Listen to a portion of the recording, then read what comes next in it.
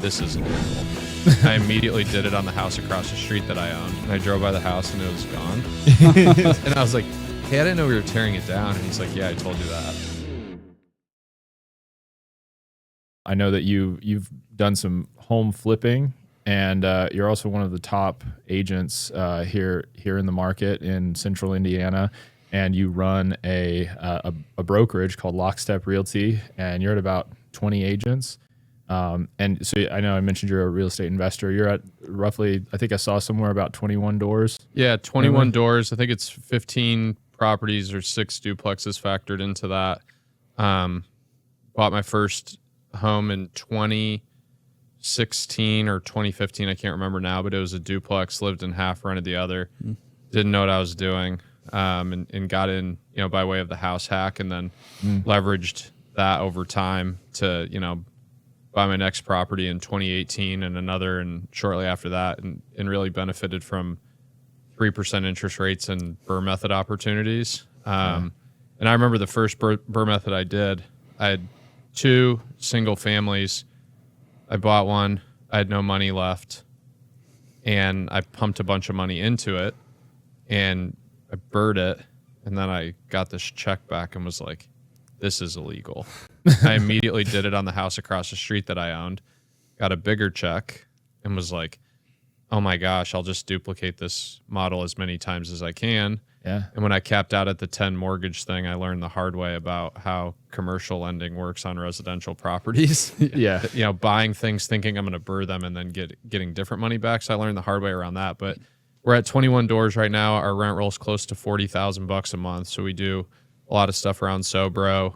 We got a duplex near Irvington, one in the Near East Side. We try to keep them in the backyard because it just is like predictability of rents. You run it like a game of Monopoly a little bit. So everything is a lot more predictable. You can, if a property doesn't work for a tenant, you can move them to another one relatively easily.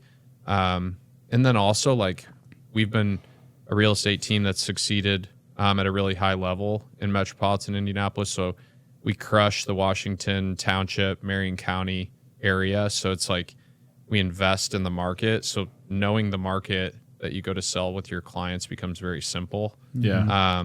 So yeah, that's been awesome. And then a year ago, I bought my first flip by myself without a partner in a deal. So I've learned the ropes around that, and I have one under contract right now, but we've done 2 deals that we've closed this year. I've got one under contract now, another one I just closed on to start, and then we actually tore a house down near Butler Tarkington, which I never thought we would do. But funny story behind that: we started this project, and my business partner was like, "Hey, this house is a mess." The contractor kind of gave me one of these and thinks it's a pretty good idea just to clean up the inside and start all the way over. I wasn't really paying attention because I trust everything this guy tells me. And I was like, yeah, whatever you got to do, just do it. And I drove by the house and it was gone. And I was like, hey, I didn't know we were tearing it down. And he's like, yeah, I told you that. And so this will be the first ground up thing we've done. But it'll be a really good opportunity to really kind of push the ropes here, if you will, from our perspective. Yeah. See how far we could take that business too. So when you talk about a tear down property, I've seen people do that in the market, and usually my understanding has been if you keep the original foundation, the foundation's good, and I think there used to be a joke you had to leave up one wall, and if you leave that, it counts as a renovation. Yeah, so we left the foundation. We had a huge project from Hitman Solutions, so they did a huge repair to the foundation to shore it up. And then we left 2 of the front porch pillars and everything else went. So yeah, exactly that. Yeah, just what salvage is. And I'm curious if you don't know, it's fine. Because I always forget. Somebody told me once that part of the reason you saw that, instead of tearing down and pouring a completely new foundation, and part of the reason can be are there some tax advantages to doing that? We didn't look at it from that perspective. We didn't have intentions of tearing everything down and starting fresh. So we'd never done this, so we were kind of working backwards a bit.